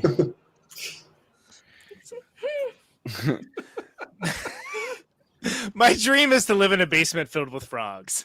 I feel like that sounds terrible. Every half an hour you hear, "Hello, my baby. Hello, my honey," and it wakes you the fuck up. Exactly. Never get a moment's peace. You have to start with a basement full of tadpoles. That's the thing. Did you mean to type that in to Letterboxd, or were you talking to your online therapist? Shit, wrong window. God damn it. Not again. French people do be crazy, though. Can't argue with that. I actually think that there's an inherent level to which this movie feels crazy and weird for us, in that it is like so French, so set in a French existence, and that in itself is foreign to us. I wonder if that has that same feeling if you were French and you're watching this movie. Is this like a mumblecore indie dramedy? If you're actually French?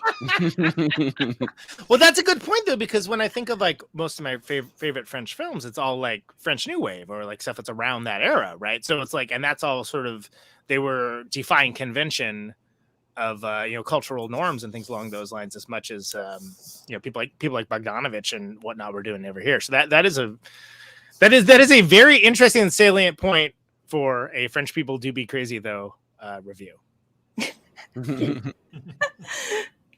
This is what I imagine Quebec is like. They're a little, it's colder than depicted. Yeah, I was gonna say there's more snow. Otherwise, it's pretty dang on. Yeah. No, I mean, even I think they're a little shady in Quebec, even for the French. Actually, and also a lot more walking uphill. I have been to Quebec a lot. Yeah, more Quebec. walking There's a uphill. lot of walking about. Also, Quebec's pretty shady, man. Like I've played there. It's like the venue is like, oh yeah, you can just leave your gear here overnight. Like don't leave it in your van. It's like, what, really? It's like, oh yeah. I'm like, oh okay, if you say so. No, I was saying that Quebec's a little shadier than the actual French. Oh, I see what you're saying. Yeah, so this is what I'd imagine. We'd like to welcome our French Canadian viewers. Yes, this was disturbing, but personally, the most upsetting moment for me was when that couple's bed springs were creaking and my grandmother whispered, "The rhythm of life." Oh. Why are you when you get your own grandmother? custom viewing? That kind of demands elaboration. Yeah, like, of all movies to watch with your grandmother, why this one? I mean, Trying to hint something about the grandma, the scene where they get the grandma a heart attack, and then. I have no answers. In a close call, this just makes it into the top 3 cannibalism-based romantic comedies I've seen this year. It is an opening, a vastly growing genre if you include zombie rom-coms. Yeah, Can we just give a shout out? Bones and all. This user's name is Once Upon a Tom in Hollywood, which I think is a pretty great username too.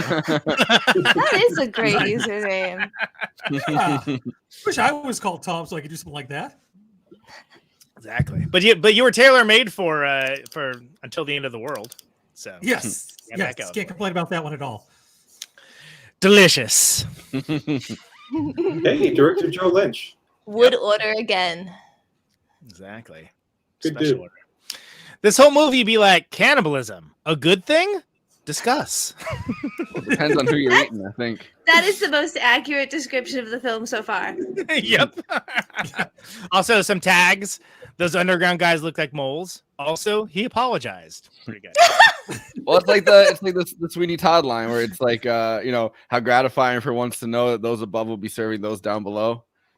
That is very apt. I didn't read the comment, the little tags. That's fantastic.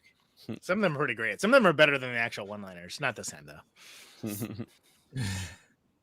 Sorry, Wes Anderson. Pastel tones are out and vomit hues are in. I don't want to watch anything unless it gives me the aesthetic of food poisoning, and that is that. I would say that is Seconded. an accurate description. Well, I mean, when they designed Freddy Krueger, remember they put the red and green together because it is so off-putting to the eye, and yet that's the whole color aesthetic of this movie. I mean, look at the screenshot. I was going to say they're as orange as a Michael Mann movie right now. Yeah, exactly. It's vibes. It's various streetlight colors. Like when you go and there's Those are the Letterboxd one-liners for Delicatessen. Please follow the show on Letterboxd, which is Moving Extravaganza. That's Crispy Chimp. Crispy Chimp. Not spoken aloud on this show thus far, and obviously got me. Crispy Chimp over there, your host Forrest, is on there. I, of course, am the Hufu Esti Kona Neutron at Kona Neutron, logging everything new, old, high, mid, lowbrow, and beyond. Jay Andrew, the Australian Gets Here Friday world, is logging all the weirdest stuff. So you don't have to, or so maybe you can check it out. I don't know. I'm not here to judge. I'm just here to call balls and strikes, really, is what I'm here for. Jared, you have a Letterboxd account. It's pretty good. Oh, thank you, yes. Yeah, it's and I think it's just your name, right? It's Jared. It's the same thing as right here. Highly recommend, especially for film aesthetes, to follow Jared. He watches a lot of good stuff, and I say so as a Hufu aesthete. Katie, I don't think you have a Letterboxd account, right? I do have a letterbox, but I haven't started writing on it. I've just been using it to read your guys' stuff. Oh, okay. Well, Yeah. that's okay. I don't mind that. What do you say, Jared? Good. Oh, no, I wasn't. Oh, okay. So the Australian Gets Here Friday. That's true. Jay Andrew World, take us with plugs, please. All right, if you're watching us on YouTube right now, please do the YouTube things. Like, comment, subscribe, leave a comment. And big ask, watch the video to the end because that will help us in the algorithm and more movie. But you're not telling everyone to hit that bell this time? Damn. Oh yeah, there's the bell to hit it. I was not looking at my screen like I normally do. Usually glance down and be like, oh yeah, hit the bell. Well, you're off to a banging start, so there you go. Exactly. Hey, I got a follow. He fumbled at the 50-yard line, so well done. Oh, yeah, hold on to your butt. Here comes the next page. Thanks for the follow, Jay Hutch. Oh, there you go. Follow us on Twitter. We have a community. We have a group. However long that place lasts. Jesus Christ. Oh my God. It's yeah. Getting the feeling like the last dude at the party, if you know what I mean. It's like, hey, everybody, y'all heading over to Truth Social. It feels like you're hanging out at a Chappelle, stand-up show, and you're waiting for everybody to start booing until just Elon nukes it. Exactly. But we're also on Gitter. No, we're not on Gitter. but we are on Mastodon, and we are on Mastodon. Are we? Facebook. Okay. All right. I don't know the animal in the band. I tried Mastodon, but then I never checked it again. But technically, yes, I have a problem with Mastodon because the app doesn't work very well, and I had never remembered to upload pictures when I'm on my computer. So yeah, other than that, it's great. Yeah, no. Mastodon has some bugs it needs to work out, but until then, you can't find us on Facebook. We have a Facebook page. Like us on Facebook. Should. And Instagram too. We got Instagram. That's one that people actually like.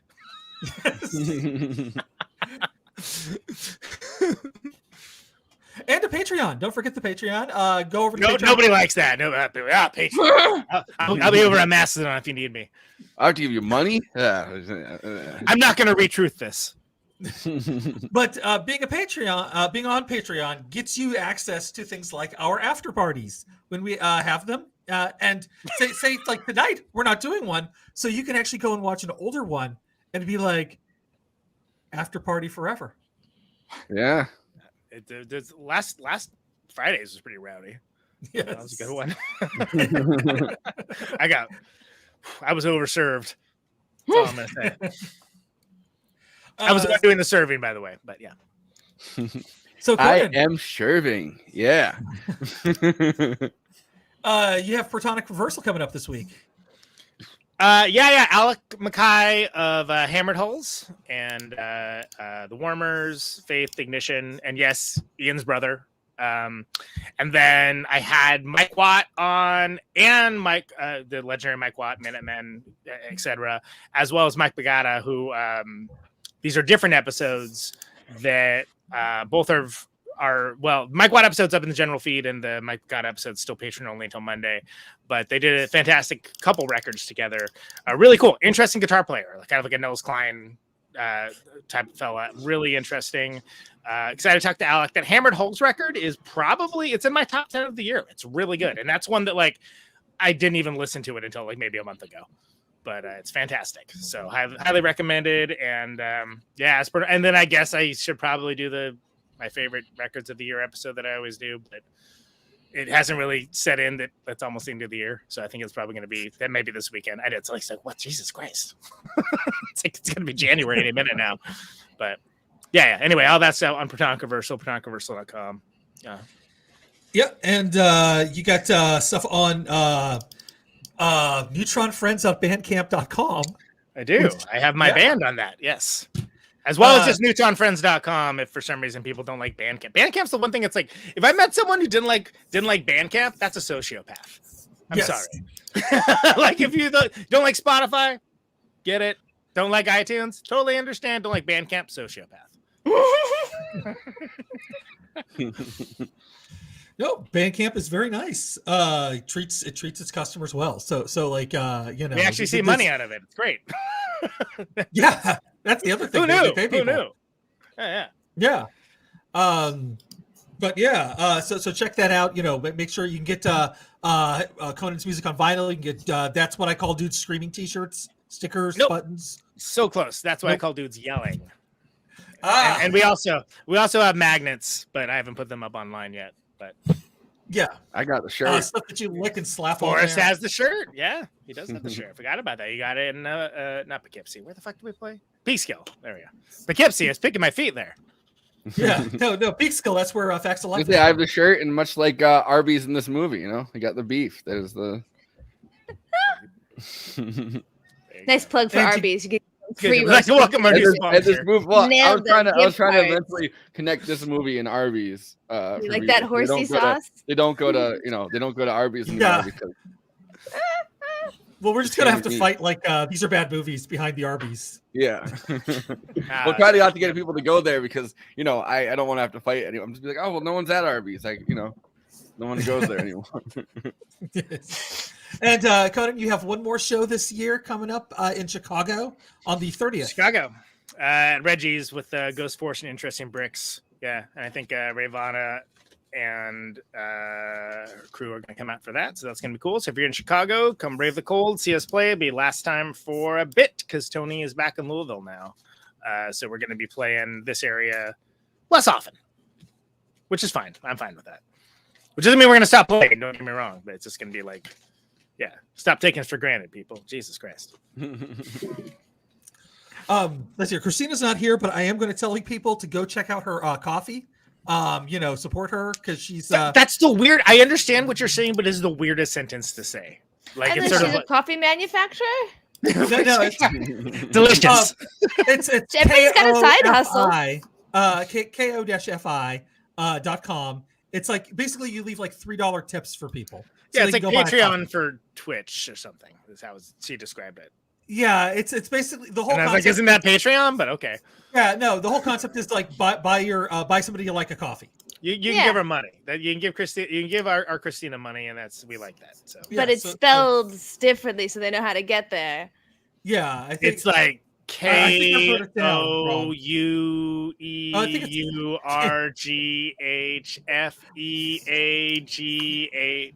It's the phonetic spelling of the Korean word for coffee, which just transliterate the kanji. You'll be fine.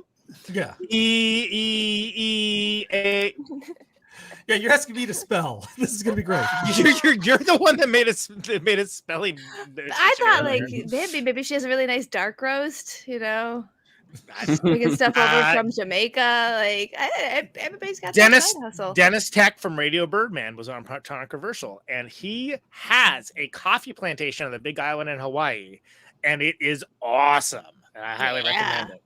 So. Very cool.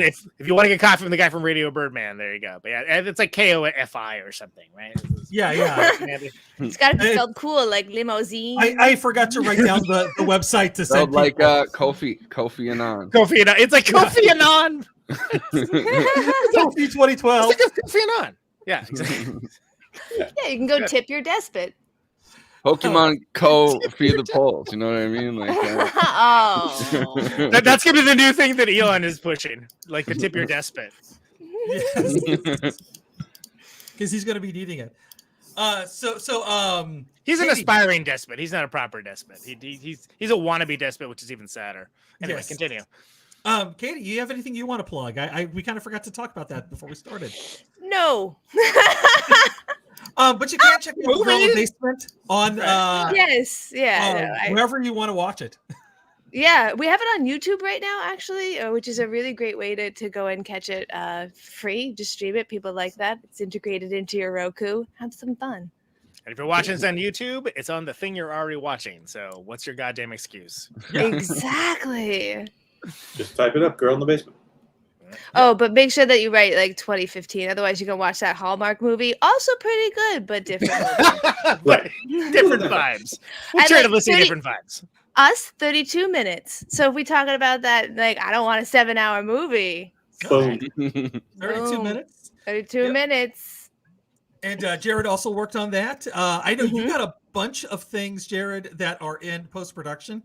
And I don't even know where to begin to look because I was looking at your IMDb. Fantastic. Thank God you're the guy doing the plugs. Oh, yeah.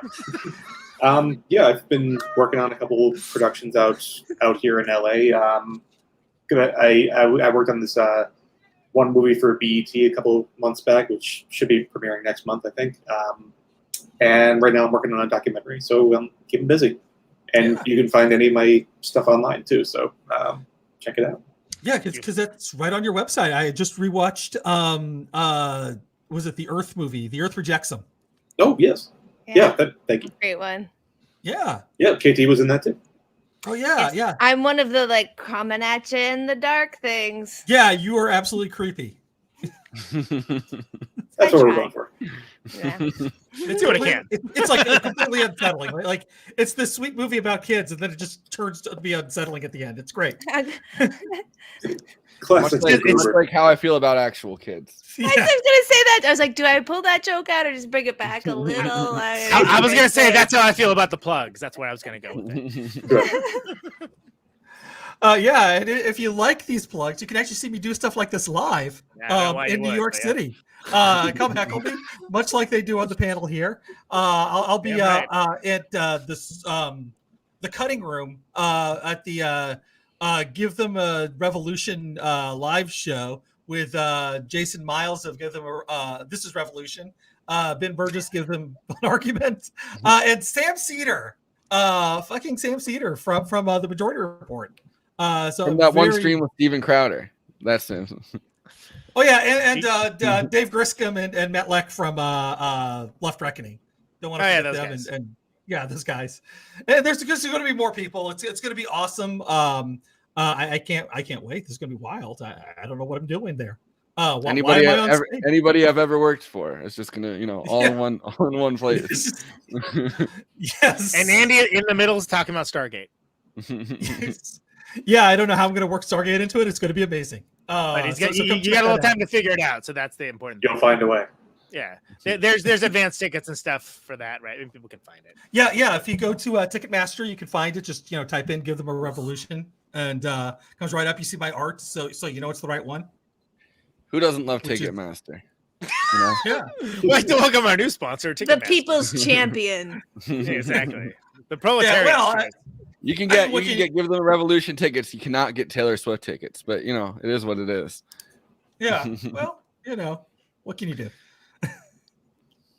Apparently not. Taylor Swift. or get another ticket vendor. Apparently, that's no. It's like trying to sell I'm not shoes charging and have that these far. apples. But if you do want to support a project that actually is helping some good people, Derudy issue 2 is available pre-sale. We're coming up the last week on that, and you can still get my cover and the poster I did for issue 1, but the issue 1 that I did the cover for sold out. So but you can get a poster on it. Very good, very good. That's awesome. He's already been banned. He hasn't even logged in yet. They just preemptively banned him. Yeah. Not on Truth Social though. That one. I'm just gonna keep making Truth Social jokes because I'm Trump's favorite Truth Socialer.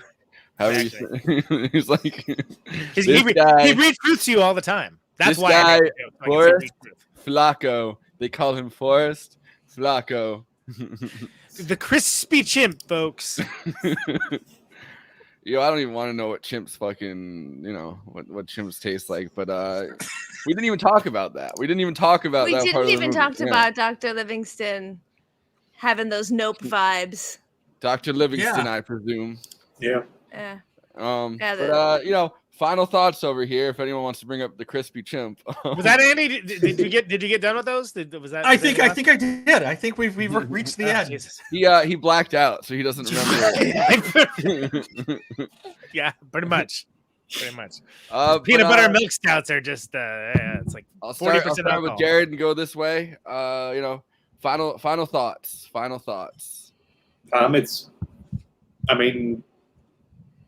It was it's just a great double feature with City Lost Children. It's like a great introduction to just movies with that kind of vibe. Like it's great to see when you're like 12 and just opening yourself up to like weird shit. It's such a different vibe than like Amélie though, which is kind of funny. You think it's got a different vibe? But the way that it hits differently than Amélie is exactly my. If I had to talk about like what is my aesthetic for wanting and making films, it'd be like that little bit in which it is more horror and more dark. Yeah. I like that better. Yeah. Go morbid humor.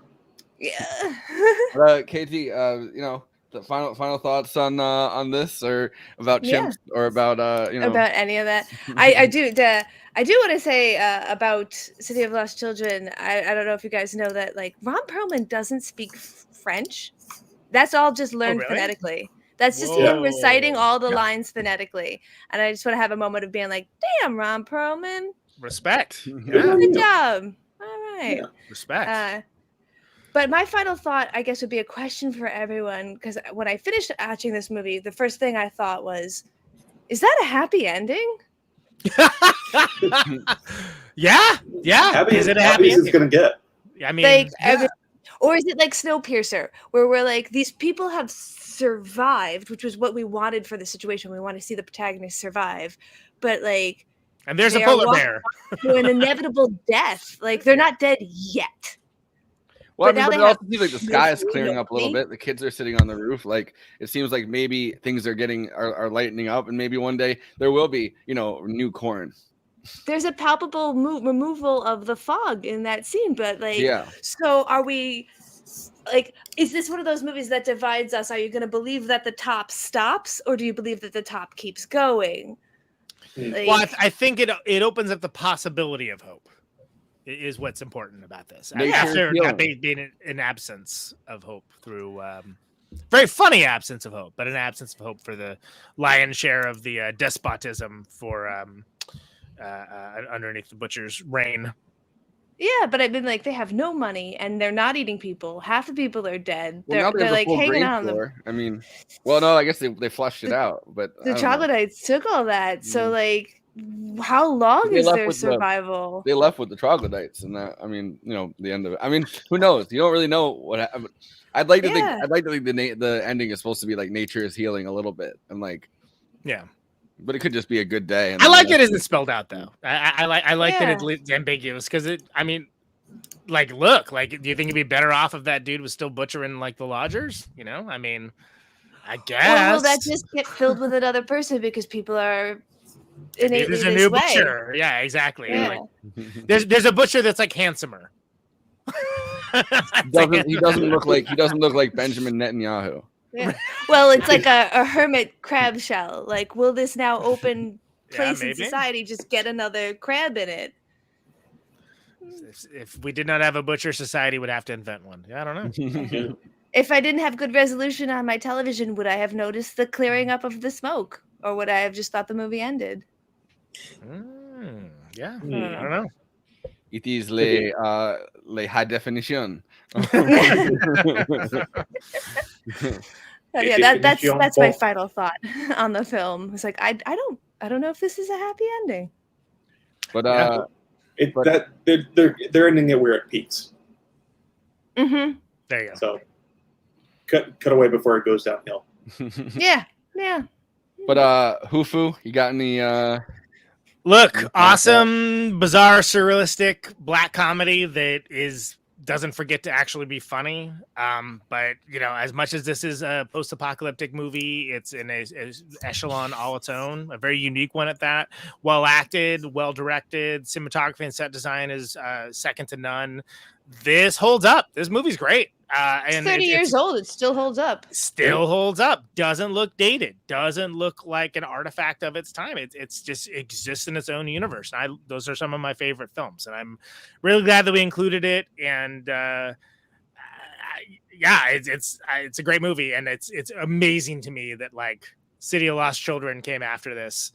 And so many people that stand for City of Lost Children have no idea that Delicatessen exists. And I find it even funnier that people who love Amélie, which I also love, don't know the Delicatessen exists, and it's the same crew, which is hilarious to me. Very true. Well, Amélie didn't eat anyone. That's the problem there. They cut those scenes. They didn't test well.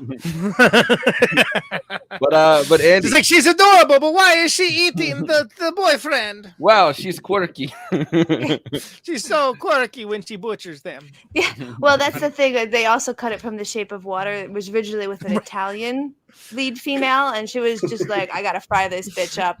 I cannot fall in love with a seafood. I just eat 7 fishes. At the table looking stuffed and like dabbing her lips, and then you like scroll back. I loved how like, well oh my he God, went with fish. You taste just like that glue smelled. Good callback. Good callback. Yeah. But Andy, let's hear those final thoughts. The final thoughts. Oh yeah, this is probably the most French film that we ever have covered, inclusive of Portrait of a Lady on Fire. Thank you. I mean, we did a Godard episode, but you weren't on that one. Didn't exist. Yeah, and you know what? This is more French than the Godard episode. So. It's just more French than most Godard. And I found the same accordion music when I was looking for this that I did for the friend. Like that was one of the first intros that I did that I used different accordion music because I switch it up. Exactly. But I gotta say, it drives me crazy a bit with the desaturated films that came out after the 90s, and it's so nice that you can play around with color and have a very limited color scheme because it's mostly yellows, reds, and greens in this, and so the rare occasion you do have blue, it really does stand out. It hits you over the head, which is why that last scene is rather affecting, because you don't get those colors throughout the rest of the film, except for that one apartment with the crazy lady and her rich husband. Yeah. But it also kind of sets them apart a little bit too.